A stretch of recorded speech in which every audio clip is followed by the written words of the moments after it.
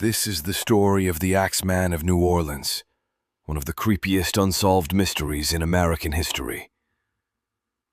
It all started in 1918, in New Orleans. The city was alive with jazz and nightlife, but something dark was happening beneath the music. People began hearing about brutal nighttime attacks. The victims were usually Italian immigrants, often grocers. They were in their homes, asleep with their families, when an intruder broke in, used an axe, and vanished into the night. What made it scarier was that nothing was ever stolen. Sometimes the killer would remove a panel from a back door to get inside. There wasn't any clear motive, just violence. One of the first known attacks was on Joseph and Catherine Maggio. They were asleep in their home when the killer entered, slit their throats with a razor, then struck them with an axe. Joseph died, but Catherine survived with serious injuries. Another family, the Cordamillas, were attacked later. Charles and Rosie were both badly wounded, and their 2-year-old daughter Mary was killed. The Axeman's cruelty terrified the entire city. Then came something straight out of a horror movie. On March 14, 1919, a letter appeared in a New Orleans newspaper, supposedly written by the killer.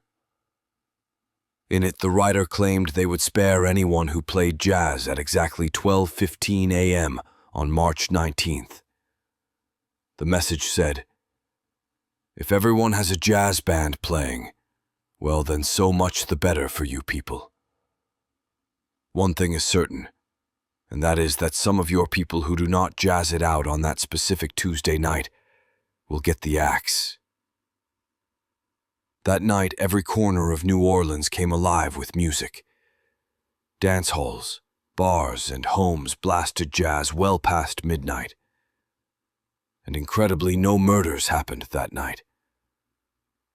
The attacks continued for a while after, but the killer was never caught. Some people thought it was someone with a grudge. Others believed it was a madman, obsessed with music or racial tensions in the city.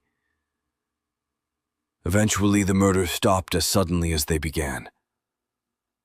No one knows what became of the Axeman. To me, the scariest part isn't just the killings. It's that one person could terrify an entire city into throwing an all-night party for survival. The Axeman of New Orleans has never been identified, and more than a century later, we're still left wondering who they were and why they stopped. Another mystery ends, but more are waiting. Subscribe and join me for the next case.